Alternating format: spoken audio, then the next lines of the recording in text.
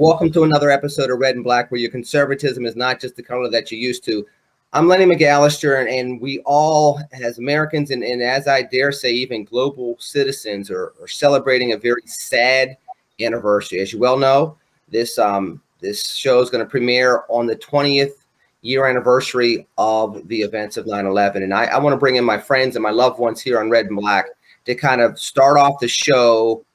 We'll get to smiles and we'll get to current events. Obviously, there's a lot going on, but we'd be remiss if we didn't start with reflections on 9/11. And Dr. Metzler, I'm going to start with you first, primarily because you're an international traveler, you're a businessman, you're somebody that's been involved with international politics and policy for decades, that was probably most likely to have had some type of trip lined up on or around 9/11. Can you tell me a little bit about your reflections about September 11th, 2001? Sure. So on September 11th of 2001, I was actually in New York City because I was teaching at the Cornell campus in the city. The night before, when I flew in, I was going to stay at my favorite Hilton hotel, which was literally right across the street from the Twin Towers. Unfortunately for me, or fortunately for me, they were sold out and I couldn't get in. So I ended up staying in a hotel on East 34th, closer to the campus. I remember vividly walking from my hotel down to campus and looking at the snarled streets, looking at the buildings burning. We were at that point by when the plane hit the second tower, we're trying to figure out what to do relative to students because we had students on campus in the building at that point. And so it is always very memorable for me. And the other thing is the Cornell campus at the time was right next door to the Empire State Building. And so an immediate evacuation was ordered because the thought was, okay, World Trade Center, Empire State Building. So it was a mad scramble. So I remember that vividly every year because were it not for an intervention from above, I could possibly have perished because literally, and that hotel was struck to the ground. And so I am very thankful for that. I usually go ladies first, but I'm going to go ladies last for a very specific reason this time, Kara. So, Jeff, I'm going to go to you. You weren't in Texas at the time, I believe. I believe you were still living in California. I could be wrong, but fill me in a little bit as to what that was like for somebody that was not on the East Coast, and in fact was somebody that grew up on the West Coast watching all this. What was going through your mind in 2001 when all this unfolded? You know, it's a trip. I mean, because it hit us hard too. Obviously not as hard as people who were actually in New York City, but you know, that morning I woke up and, you know, for me, this was a pivotal moment because it's actually what got me into politics in the first place. And I got up that morning and, you know, I was all about, you know, I had a gig that was coming up with my band when I was in a band, and I worked at a coffee shop. So I went there to put some flyers up and also to do some homework for school. And when I got in, they said, "Oh, did you hear about what happened?" I was like, "No." And they said, "Oh, well, somebody flew a plane into the World Trade Center." And I thought they were joking. I thought they were joking because this is stuff that happens in movies. This is not real life. This does not happen. And you don't attack the United States of America on American soil. That was unheard of to me. I didn't grow up in that generation. And so I started to do my homework, and then I realized, you know what, I can't focus. I have to know what's going on. So I went back home, turned on the TV, and at the time my mom lived in Seattle, so I called her up, and then it was shortly after I got home. It was shortly after that the second plane hit, and there were no words. I called her and to see how she was doing, and I broke down, and I couldn't believe this. And it was interesting because in one of my classes on interpersonal communication, the professor said something very profound. He said, "You know what? you guys are going to have to deal with this because you have been traumatized. And I was like, how are we traumatized? We're in California, right? We're not over there. But he was right, because again, you do not attack the United States of America. We do not experience attacks on American soil. And for me, it just, there was something in me that said, you know what, I have to start paying attention to what's going on. And that's why I started paying more attention to politics and into Bush's presidency. That's why I started getting into it. And it was very somber because, I mean, my birthday is on the 15th. So my birthday was only a few days after this happened. And we had a gig on that same night. It was the night that I turned 21, actually. And I had my first legal drink then too. And I just remember our guitar player, somebody requested that he play the national anthem, you know, Jimi Hendrix style. And while we were trying to have fun, we just couldn't. We played our gig just normally, and people wanted to kind of get away from everything. But to me, it was a pivotal moment in my life, just as I would imagine it was for many other people. 9/11, I don't know if I ever would have really gotten into politics. Maybe I would have later on, but I mean, I would think that I'd be doing this now. But an event like that shows you that you can't afford to not pay attention. And I think a lot of people ended up later on going back to, you know, the way things were, but some people didn't. And for me, it was very much life changing. And I am concerned that, you know, with what's going on right now, that it's possible that something like that could happen again, because it has been 20 years. It's been 2 decades. We just closed a chapter by leaving Afghanistan, and the way it was done was horrible, but still that does close a chapter. What's coming up next? I don't want to be doom and gloom, but at the same time, with the way things are being handled, I can't say that it couldn't happen again. And what will happen to the country? Because we united after 9/11. We united for the most part. I don't think that would happen if something like this were to happen again, at least not right now. So that's kind of what's been on my mind, and it's something that I will be most likely thinking about on 9/11. So that's kind of where I was coming from with it. Kara, you have a very unique background, growing up outside of the United States, then living within the United States. You were not involved in politics like Jeff and me at one point in time, and then you obviously are a national figure like Jeff and sometimes me. What was it like for you on September 11th, 2001? Where were you? How did you process everything, etc.? Well, I was living in Gary, Indiana with my husband, and I was pregnant. So I was pregnant with my first child. We had just found out. And so we were planning a future, and suddenly so many futures ended that day. And I was just talking to my husband about this last night, and I was saying, you know, because we just dropped off our son at college finally. So that was the baby I was carrying on the day of 9/11. And I told my husband, you know, I just remember feeling like so much confusion that day, because people have to understand that we didn't have social media the way that we have it now, you know, where messages and information could come across the wires in a split second. We had TVs and radio, and that was it. So there was a lot of confusion, a lot that we didn't know. We didn't know, were there other planes in the air? Were there going to be more attacks? Are these localized attacks, or are there more planned for across the country and across the globe? And as you guys remember, everything shut down that day across the entire world.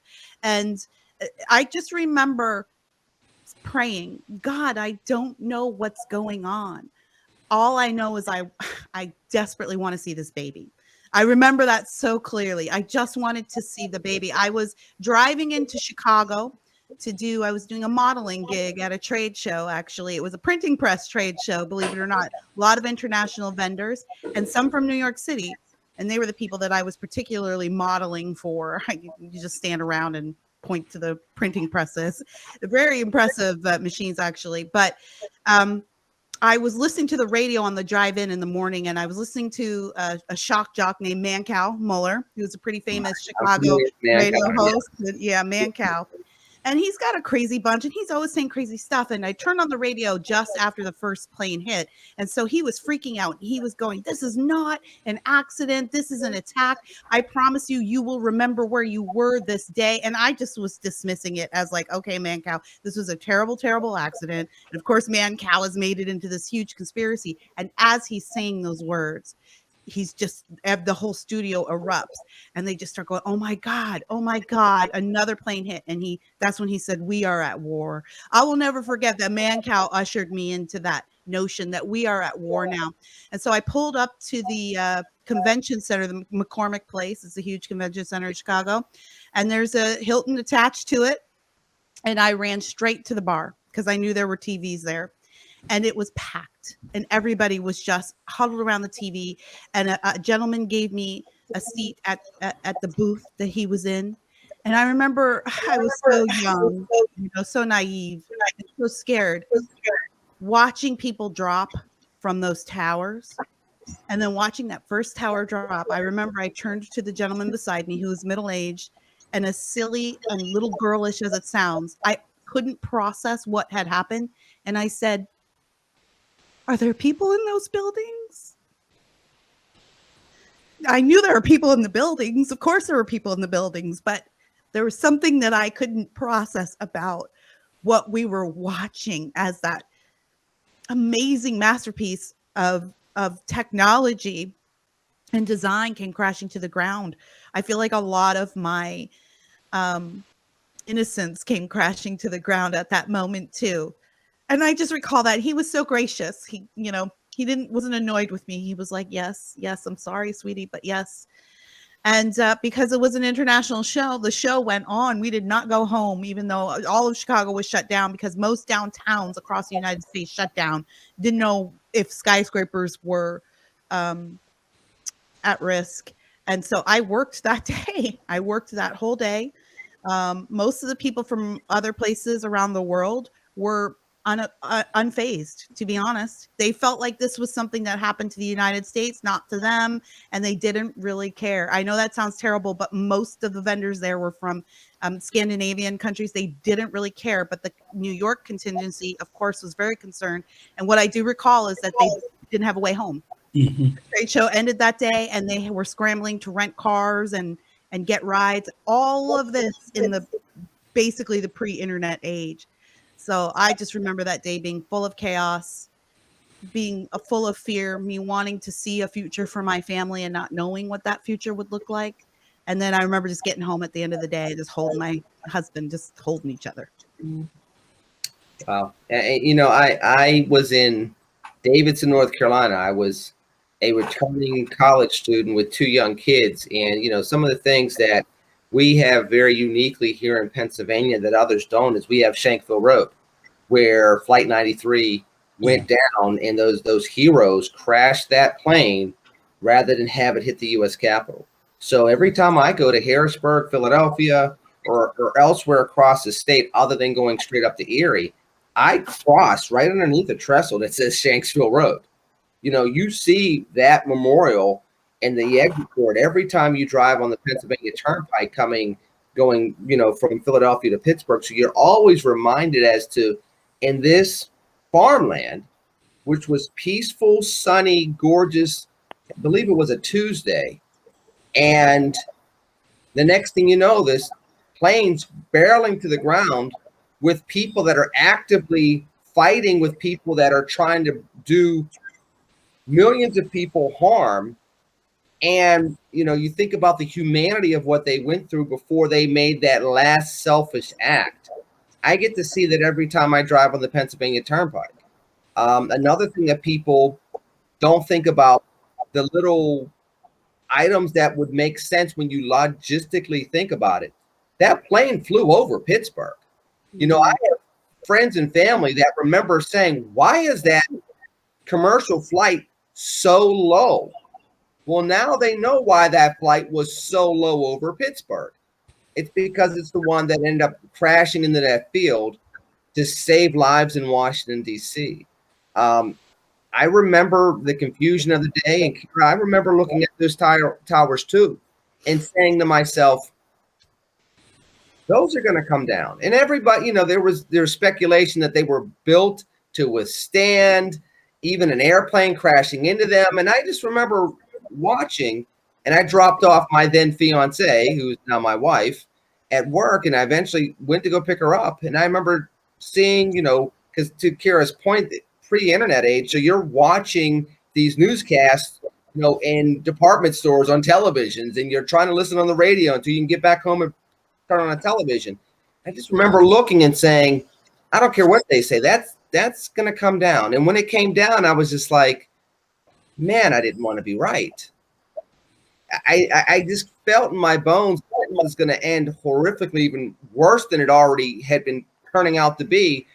But those buildings were going to come down, and what did that mean? And then you start hearing the stories of people, maybe they're survivors, and you're saying how, and then you go through, and a lot of times we talk about 9/11, and to Jeff's point earlier, we don't talk about 9/12, we don't talk about 9/20, we don't talk about 9/27.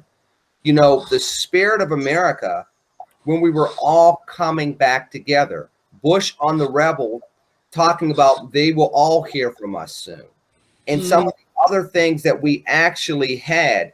And it makes you, for our generation, it makes us understand what Americans felt like after Pearl Harbor, because we had professional athletes, college athletes, we had, mail carriers and bankers all jump into the military. And a lot of them sacrificed their lives after 9/11 to protect this country moving forward. And, a lot of times when I think about what 9/11 means, I try to remember where I was that day as a college student, but again, I was an older college student. I was a 29-year-old college student that was worried about family in Pittsburgh, worried about my fiance, worried about my kids. What is this going to do with school? I worked at a post office. So not only did I go through 9/11, I also went through, if you all remember, the anthrax scares. Oh, right. After 9/11. So I was working at the college post office when that went down soon after. So people forget the era of fear that we went through and was able to work through as Americans in a sense of unity.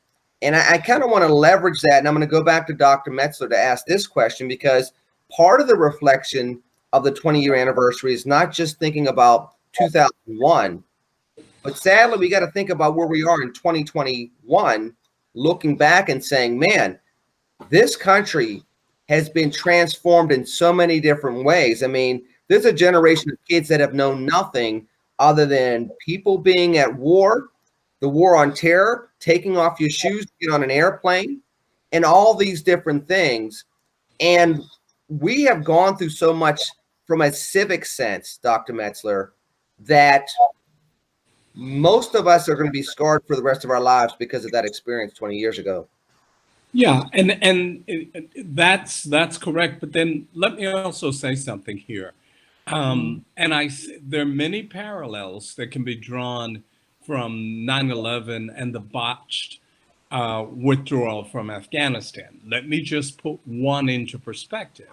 Remember when the Twin Towers were blown up, it wasn't our first warning. Remember that, in fact, yes. And so there was that dress rehearsal that people pretty much said, yeah. And then this came forward. My concern is the national security issues here. As we are bringing all of these people from Afghanistan, do we know who are coming into this country? Do we know that? How do we know that, in fact, they are not Taliban spies, et cetera? And again, I'm not a big conspiracy theorist, however, very practical. And just like we miss that signal of the Twin Towers, my concern here is, are we missing this signal in the haste to withdraw with such clumsiness? Are we missing that signal? Who do we have in this country? Do we know? And all of and again, the interpreters and folks who helped, I get that. But do we know who those people are? as we have hastily brought them here into the United States. And so I think that is something that is at least worth debate and consideration. Because if we don't have that debate and that consideration, we are going to end up in the point of no return. And you're talking about generations. Yes, we have technically closed the chapter because we're not there anymore. We have opened another chapter. The problem with this other chapter, we don't know what can of worms we have opened. President Biden's national security team are a bunch of people coming from the same think tanks in DC. They have thought and thought and thought, and they have never done a damn thing. And they're the ones who are leading this withdrawal. This is a disaster. And forget the partisan component of it, because every time I say that, somebody says, well, you're picking on him because he's no, I'm picking on him because he's incompetent. That's the issue. And everyone who's surrounding him, particularly with this national security team, are incompetent, starting with the Secretary of State on down. I'm going to ask another question, but I do want to get back to Afghanistan. Dr. Metzler, I'm going to go to you first. A lot of number. I'm going to go to Jeff. I'm going to go to Kara. Then I'm going to come around for your answers why, and I will get back to Afghanistan. We were probably super raw and full of civic pride, pretty much all of America, at like a 10 out of a 10 level in the initial weeks and months after 9/11. If that was a 10 level, where are we 20 years later, 1 to 10, Dr. Metzler? I would say 2. Jeff? I would probably say 5 or 6. Kira? If something were to happen like this today. No. Where do you think we are right now as far as that civic pride? We were at a 10 out of 10 with that rawness 10 years ago. Where do you think we are now, even after going through that experience and a pandemic and? Oh, I'd say a 3. Dr. Metzler, I'm going to go from lowest to highest. Why did you pick 2 out of 10? Because, in fact, we're not concerned anymore about civic pride. We're not concerned about civics itself. We are concerned about political division. That's where we find ourselves. We don't find ourselves going to solutions. What we're doing is simply trying to figure out who's wrong and who is wronger and who is wrong is. After 9/11, we came together as a country in large part because of civic pride. I don't see that. Kira, you picked 3. Why 3? Yeah, I agree. I mean, that civic pride didn't last very long after 9/11. And I do believe that you could draw a straight line from what happened, socially speaking, after 9/11 to this day. That is really when we started. I mean, maybe during the Cold War to an extent, but with the internet and social media taking off, we came to a point where we politicized pride. We politicized civic duty. And because it was George Bush, who at the time was a grossly unpopular president with the left. I mean, now we all love him. Now he's just a cute old man that paints pictures because America has a very short memory. But I can remember when Bush was hashtag literally Hitler, y'all. You can't fool me. I remember that's what you called him. But so at the time, there were a contingent of people led by George Bush who said, this is a problem of terrorism, and terrorism is an ideological problem. And our American values do not line up with the ideologies that bring us terrorism, namely Islam, at least nationalized Islam. We can argue all day long about the iterations of Islam, but Islam became a permanent fixture in American culture. And then the left decided to delineate between national pride and acceptance of immigrants. And it was an either or proposition instead of being both. And then we brought over, like Chris was complaining earlier about how we don't know who the people we're bringing into this country are. We haven't vetted them properly. Some of them are our enemies. And we were doing the same thing in 2001, 2002. We're bringing in tons of refugees, many of whom came knowing that they had ill intentions towards our nation, and they They leveraged our compassion, our national compassion, and caused even more danger. And then it became a big political football.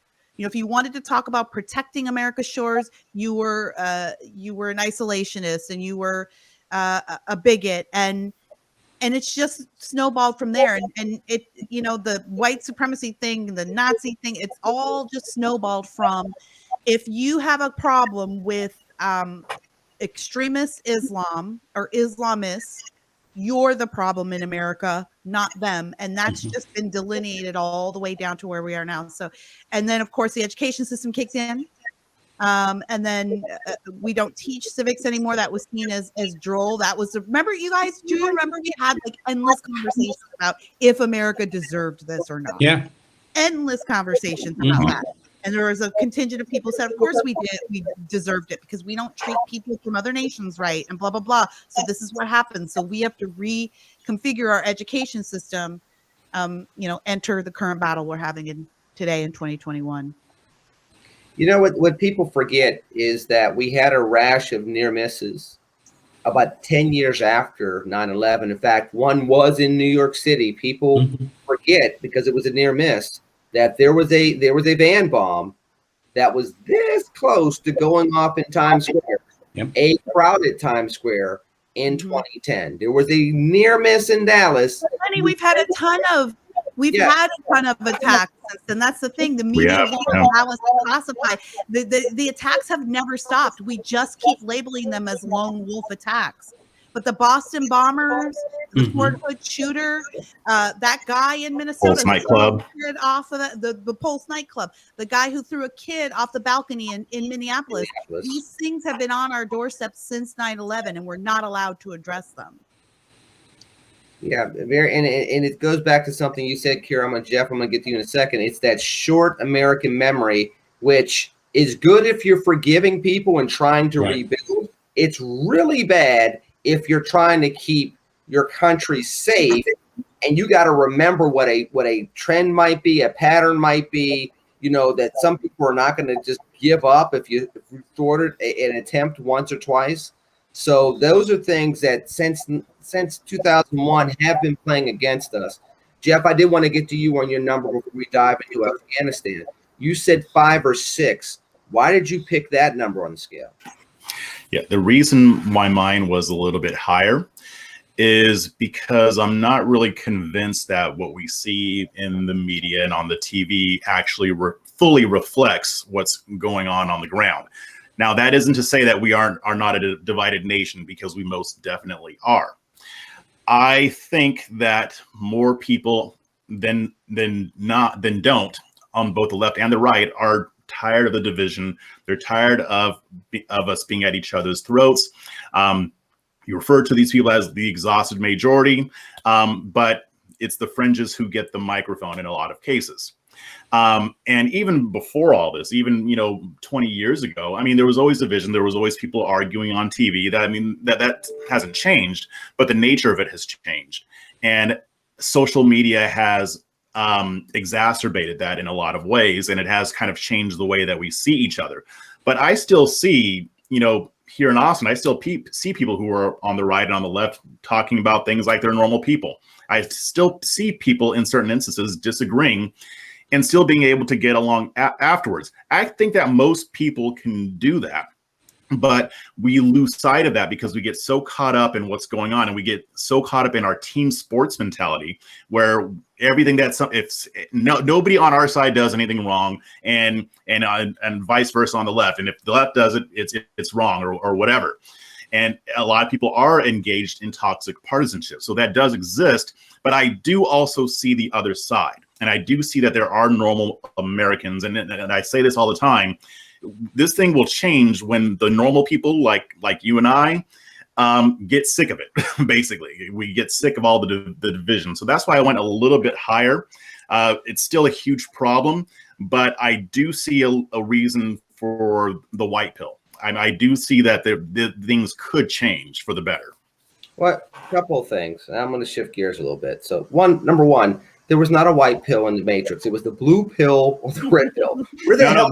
No, they've added on other pills. Like they've expanded the Matrix metaphor. So Those there's are- white There's pill, a new black sequel pill. coming out too, so maybe Yeah, Yeah. there is. the white pills in But- that one. Neo is not taking Tylenol in that. That's what the white pill is, Jeff. That's first. This is red and black on top of that. This is not red and white. So pick the black pill. These are red, black, and white. Yeah. But what do you have against white? White is right. We say it all the time in the house. Yeah, we say it all the time. we won't go into colloquialism. But Kira, I want to ask you this question. I'm gonna solo you up for just a second, because 20 years later, we have the pullout from Afghanistan. Nobody's happy with it right now, right? What does that mean for America's standing in the shadows of the 20-year anniversary of 9/11? And now you have this blotched pullout where the Taliban is right back in charge, and many of the human rights that we were fighting for over there are looking to be rolled back. Some of the people that we had incarcerated are now starting to run the ramp up of this quote-unquote new Afghanistan under Taliban rule. What's America standing with all this stuff going on in the shadows of the 20-year anniversary? We look terribly weak. I don't think we've looked this weak in a long time. And that's really saying something, because Obama really did weaken us with the Obama-Clinton foreign policy that I believe that's what we're seeing an extension of today. But the Clinton era policy really brought us to 9/11. The Obama era policy probably brought us right to where we are now. And the Biden era policy, I fear, is going to bring us to another 9/11 type event. We are the big kids on the block, and there are people who just want to watch us burn. And that's that. And they have seen us be incredibly weak. We're led by a weak, at least Obama exuded some type of confidence, even if it wasn't real or earned. You had the idea that this guy was about his business. He kind of knew what was going on around him, and at least he could understand what was going on around him. But you watch a guy like Joe Biden limp to the podium. He looks so frail even, and his words can't match the bravado of his speech sometimes. And I think these are all signals that he is weak and frail. We might disagree on this total state of his mental condition. I happen to think he's on a severe decline. That being said, regardless, maybe he does have all his faculties. He appears weak. His foreign policy is weak, and we are so weak that we left Americans behind in a zone that we could have easily, not without some expenditure, but I think relatively easily, considering our military might, secured, and we could have gotten people out and then said, all right, we're gone, screw y'all.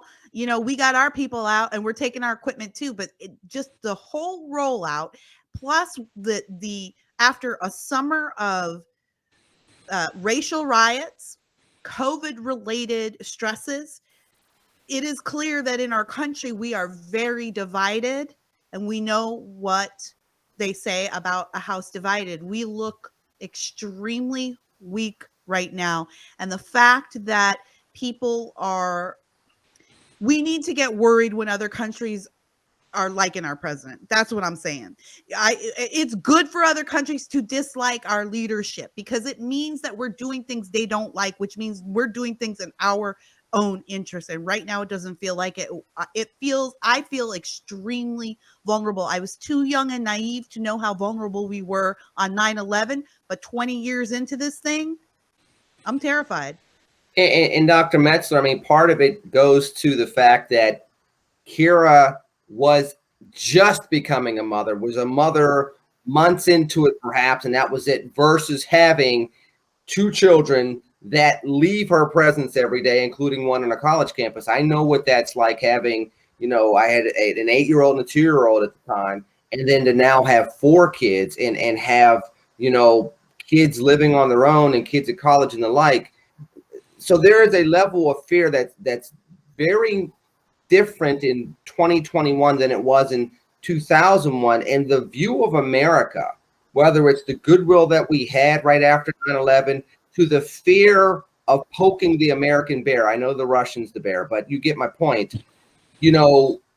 That's different. there are kids that are growing up in an era where, Al Qaeda, ISIS, quote unquote lone wolves don't really mind taking a chance going up against the United States of America. And there are times where we have near misses, or in fact, we take huge losses. All that said, where are we sitting in 2021? Again, in the shadows of the 20-year anniversary and in the midst of this blotched rollout. Well, where we're sitting is, quite frankly, we are leading from behind. I mean, look, the plane that left Afghanistan today, it was owned by the Sheikh of Qatar. So, and in fact, both the defense secretary and the secretary of state were over in Qatar groveling for Qatar to help them with this crisis. So we are being foreshadowed by a tiny island country. It's absolutely unbelievable.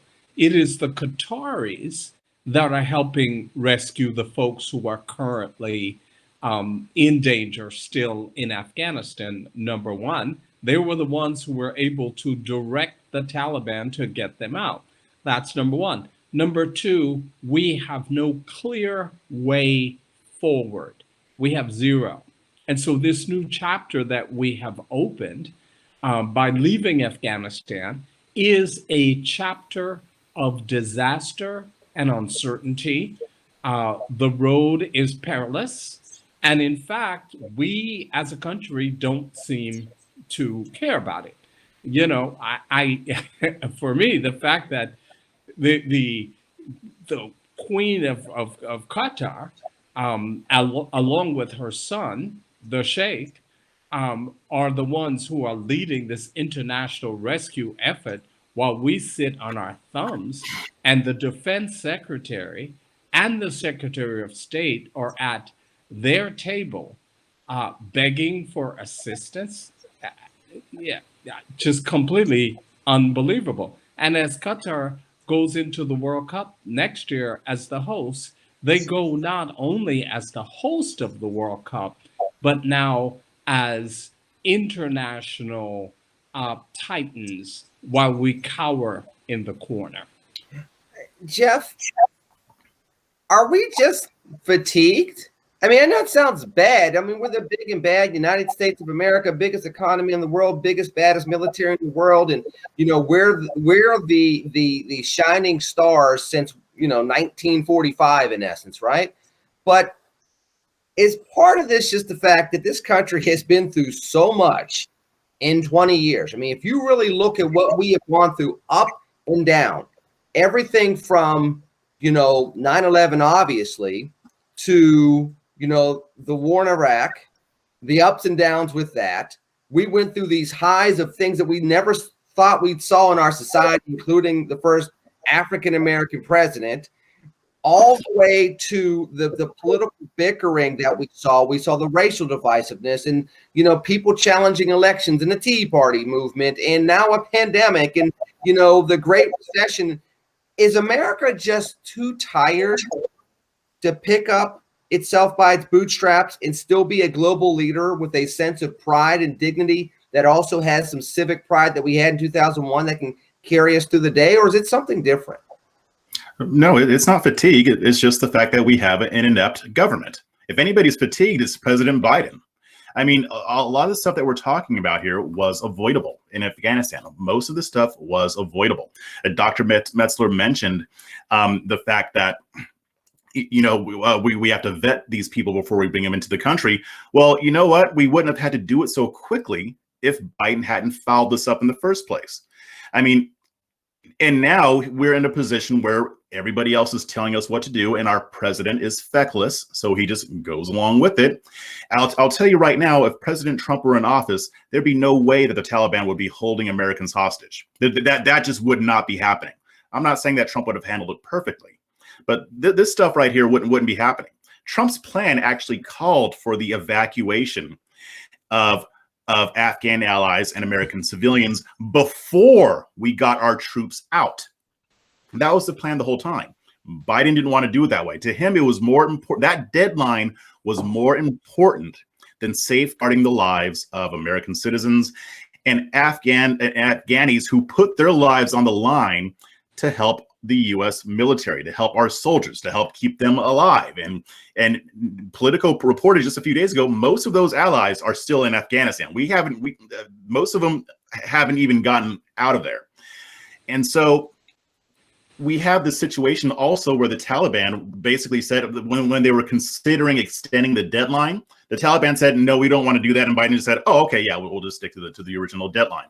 On top of that, it has fallen to private entities, private individuals to go into Afghanistan to get Americans out, not even with the help of the government. In fact, it was found that reportedly the State Department is impeding that. They are hampering that progress to get people out. And there could be a lot of reasons why they're doing it. They brought up the whole vetting issue. But, you know, I watched an exchange with Corey Mills, who's running for office, and his team is out there trying to get people out. They were trying to get 25 people out on planes, and the State Department was basically saying, nope, it ain't going to happen. And he was talking about how there are ways that we can vet these people and get them to safety, or at least vet them before we get them to the United States. They said, no, you're not going to bring anybody to the United States. Now, a lot of this could be because they do want to vet them, but at the same time, I think that they're embarrassed and they should be. This is embarrassing. This is humiliating. Private entities have to do what you failed to do because you didn't want to plan for it the right way. And you had every indication that what was going to happen with the Taliban was going to happen. The intelligence community warned them about it. They said the Taliban's going to take over quickly. You might want to do this differently. Biden didn't want to listen. There was another report that said from people who work in the administration under Biden that said that they were afraid to express opposing views because they thought they would get ignored or scolded or what have you. This whole thing was messed up from beginning to end. So I don't think it's fatigue. I think America wanted us to get out of Afghanistan, but not a single American wanted it to go down like it did. This is not how this was supposed to go down. This was not supposed to be how we close this chapter out. And let me pivot a little bit into President Biden before we end the show, because we're starting to see his approval ratings go down. And Kira, I'm going to go to you first. We're seeing his approval ratings go down. And now there was this announcement on Thursday that's only angering, and I was saying this in the pre-show, angering everybody from conservatives from South Carolina to the president of the AFL-CIO in regards to this mandate for vaccinations, this mandate for either mandatory COVID test or vaccinations if you want federal contracts, if you have more than 100 employees. And now there's this wide swath of Americans. I mean, literally, the governor of South Carolina said that the president's declaring war on capitalism. And the president of organized labor, who is one of President Biden's biggest supporters over the years, which is why he comes to the Labor Day parade darn near every year he can in Pittsburgh or someplace like a Pittsburgh, and he calls himself Scranton Joe. Right. These folks are now starting to say, hey, what are you doing? I caution you on continuing down this path. And it's interesting because Biden said he was that moderate conservative. He sounds an awful lot like a far left progressive with the executive order that he's putting out there, and the reaction to that between Afghanistan, the bad economic numbers from last week. No one's even talking about the fact that they were expecting 750,000 jobs to be added last month, and it was only about 250,000 jobs. It's never the expected number. Yeah, well, but it better not be 500,000 jobs under that number. That's for darn certain. And now this executive order, Biden's not creating a lot of allies. And if the angst was there before, it's ratcheting up even more now. And again, to keep a 9/11 theme, we're talking about reflecting upon some scary times as we deal with all these different scary things coming together all at once right now. Yeah, I mean, we're vulnerable right now. There's no doubt. And we're vulnerable because I think of this president. I mean, everything starts at the top, especially when you're talking about people being safe on the international scene and what our status is on the global stage, we're very, very weak. If it appears chaotic, it's because things are chaotic. And I think I've said this before on the show and in other places, that I think Americans have a sense that we never really did settle this election one way or the other. And it's a sense that has trickled its way into the Biden administration. There's no clear mandate there. I believe that there are opposing forces within the Biden administration. I've never been able to have a source talk on the record, but I've certainly talked to people who I know work on Capitol Hill and in the White House. And I've been told on several occasions that there is a schism between Biden and the handlers. And I think sometimes the reactions that we see Biden have, these draconian actions that he's taking, I think in a way it's him being a bit rebellious. I think it's him sort of saying, that's why it always looks so strong. I don't think he's strong arming the American people. I think he's trying to strong arm this whatever his crew is. They're trying to make him do the opposite. He has an idea that he's going to leave a legacy. It's all he's ever wanted. It's all his wife's ever wanted, just to leave a legacy. I don't know that he cares that much about being the leadership of the United States, but he does care about the legacy that his family will leave and the name what his name will leave.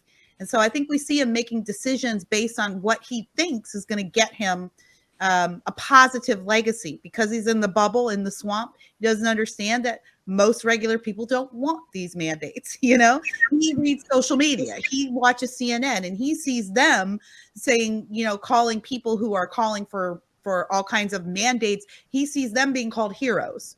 And so that's how he thinks the rest of us feel. Lenny, you hit the nail on the head with that union thing. The unions may be the ones that actually save us from these mandates. What people don't understand, and it's really important to know, is that unions are made up these days quite heavily of people of color.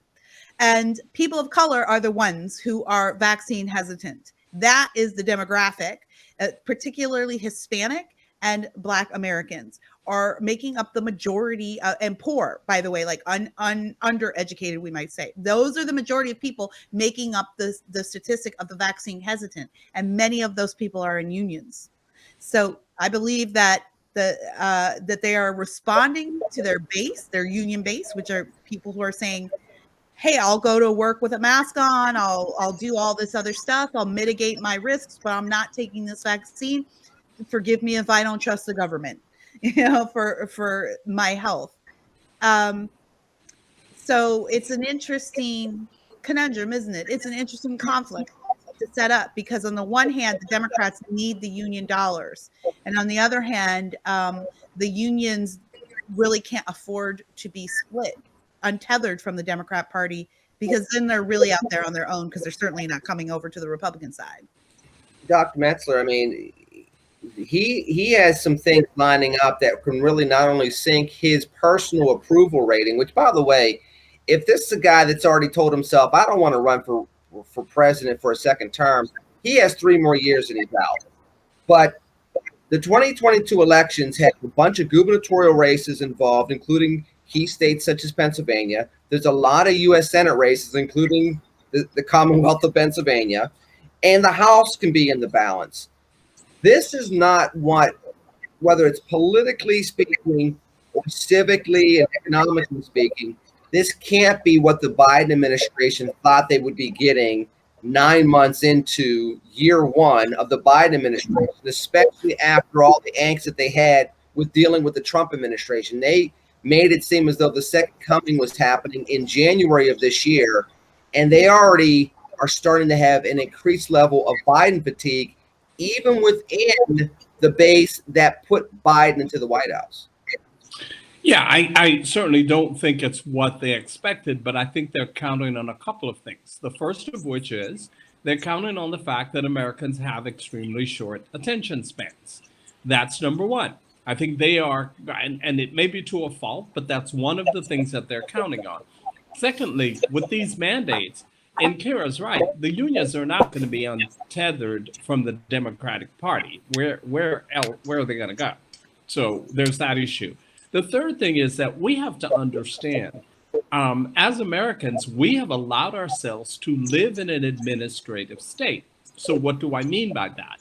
What I mean is that what's going to happen is labor is going to say, okay, this is an OSHA regulation. So OSHA is going to say vaccines are mandatory because COVID and being unvaccinated is in fact a workplace hazard. There's going to be that. The EOC then is going to come in and say, yes, the employer can in fact require this. So we are in an administrative state. And I just don't think enough Americans either know or pay attention to that.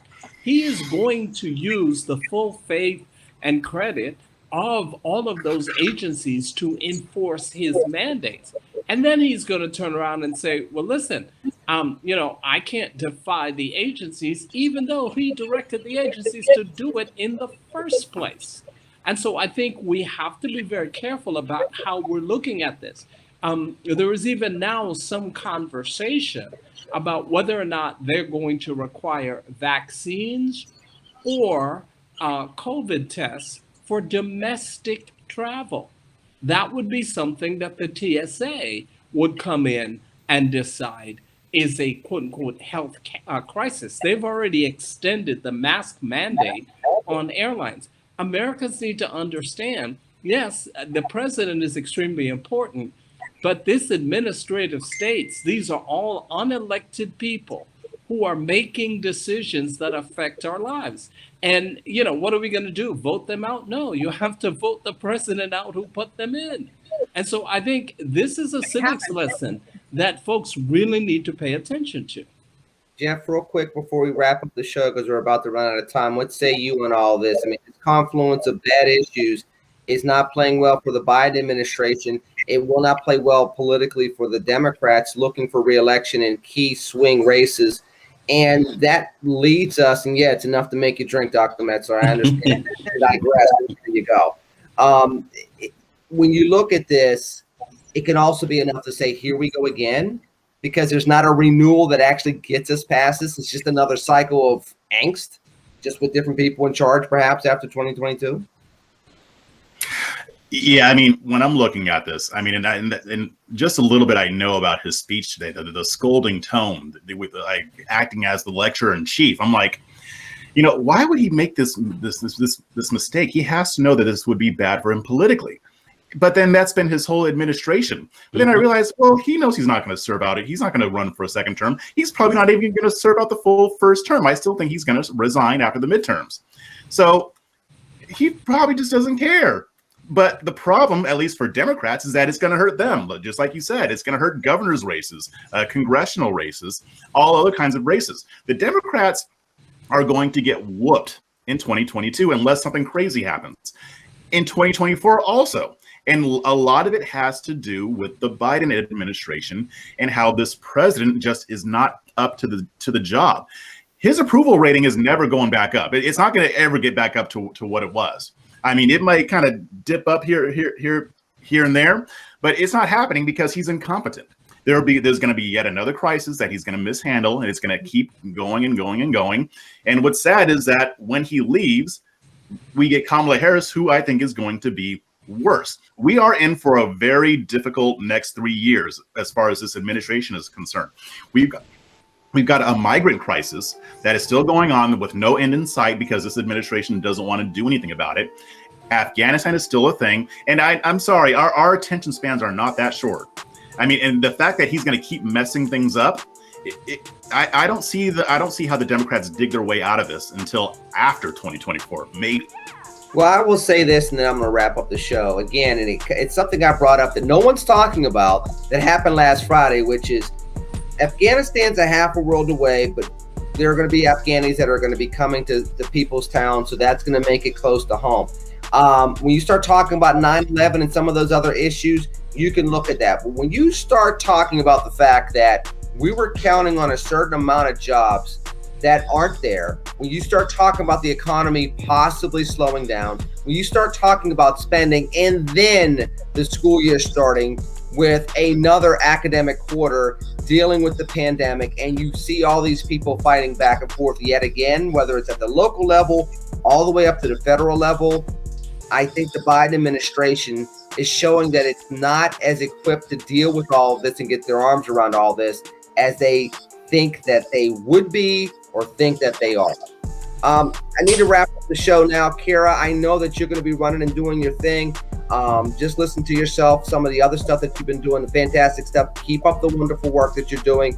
Jeff, I know that you got a fresh perspective along with your fresh haircut, and you're continuing to do your live streaming, continue to do the wonderful work that you do there.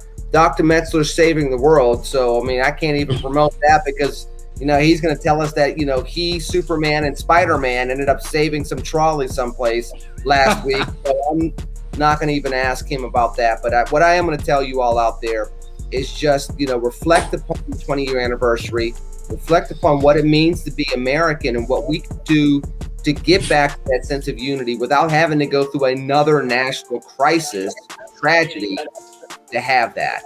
Our kids are counting on us, and our nation's counting on us.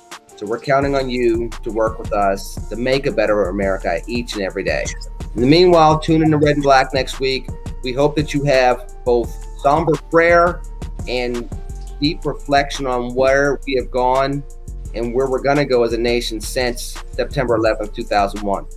In the meanwhile, you all have a wonderful, wonderful weekend. We look forward to catching up to you again soon.